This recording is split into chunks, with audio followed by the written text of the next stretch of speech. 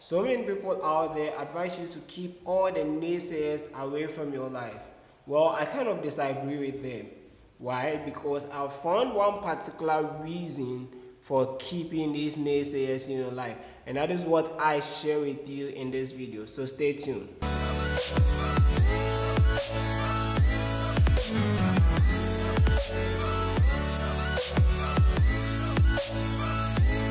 Hi, I'm Ewani Obed, co-founder and coordinating director of GH Students Wallet.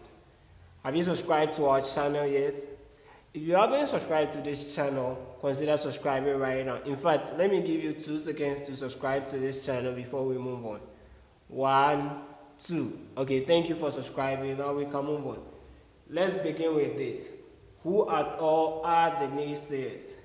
Do you have people in your life who kind of see the negative in everything you present to them? Anytime you discuss a business idea or any idea at all that you have with them, they tend to tell you all the negatives about it and why it is not going to work.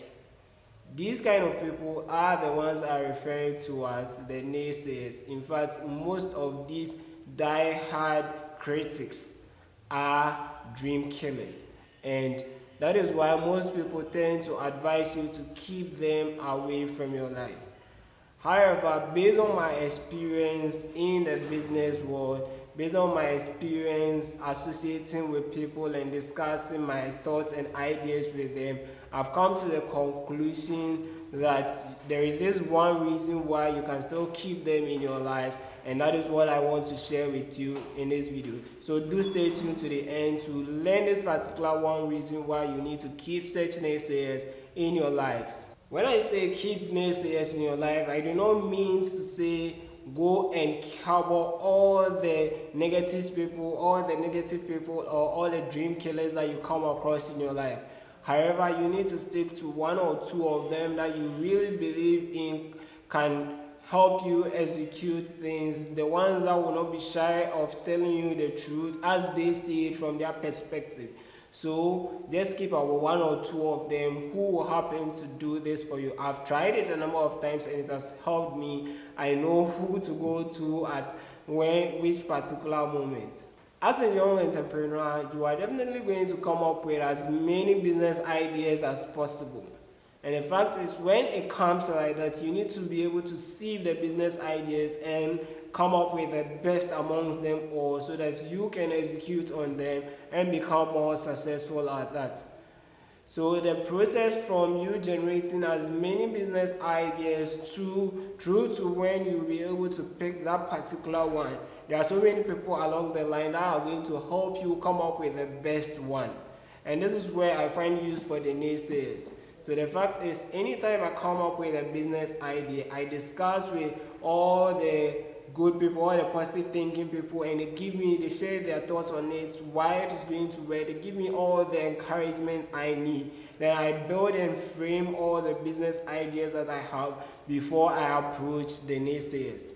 Why do I approach the naysayers with a business idea which I have seen the positive people give me the encouragement to proceed with? So the fact is, once you get to these people, they have that natural instinct that it is their second nature to see the loopholes in everything. So when you bring it to them, you present the idea to them, the first thing they do is to be able to criticize you on why it's not going to work. So this is a time that I tend to listen to them and get their views on why it's not going to work so that I can modify my business and make it far better.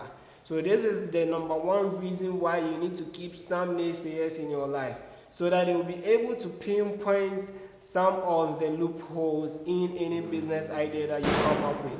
You may argue that there are some positive people who would offer critical analysis of the problems, or who will offer constructive criticisms of the business ideas that you bring up with, and will be able to tell you the loopholes in it. Yes, I agree with you.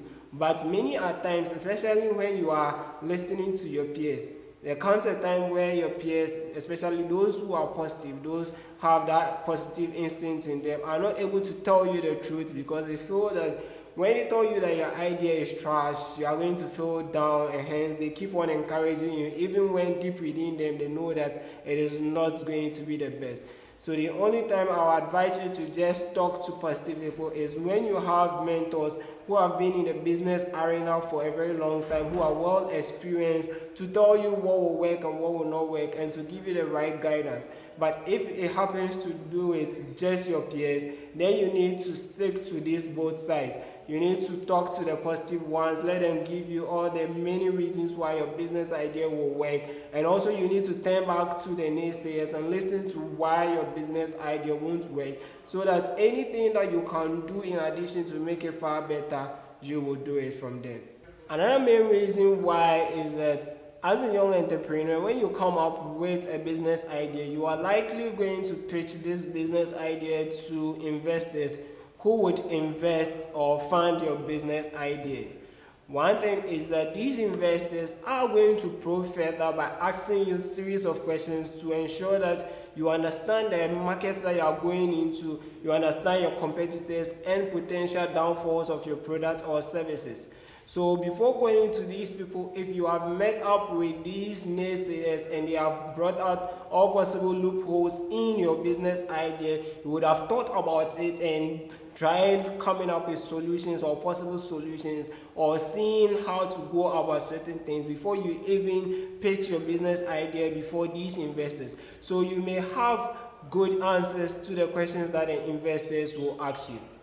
So the main reason why you want to stick with some naysayers in your life as a young entrepreneur is because these naysayers may open your eye to several loopholes in the idea that you come up with, so that you will prepare yourself adequately before presenting it anywhere and before meeting up with your potential partners or even your customers, so that you'll be able to convince them to buy into your idea. However, sticking to these naysayers has its own disadvantage, and you need to be aware of the disadvantage, which is that if you are not a strong believer in your idea, or if you are not a strong believer in yourself as an individual, they are likely to sway you off your balance. Even the idea that you have come up with by yourself will be made to seem so foolish before these people. And if you're not careful, you will no longer want to pursue it. I don't want this to be your portion, because you have worked so hard and you've toiled so much for your idea, and you need to know how to make it work. Therefore, before you approach any naysayer, do the following as enlisted below. 1. Know that their natural instinct is to see the bad in everything you present to them. So do not expect any much good from them, so that when they say it, you are not surprised by what they say. When they come up with all the bad and negative things about your business idea, you are not so surprised at it. Number 2, do not be disheartened, do not be disappointed, or do not feel down because they are looking at your idea some way. Just embrace it as they bring all their points out, and know that you are just going to make corrections to this idea as they have presented. Anyway, you need to consider all their comments that are coming, and the ones that are important, you will definitely go and work on them to make it better. Number 3, take it as if all the comments that they are bringing, all their information, their ideas that they are sharing on what you presented to them, is just adding on to make your idea better.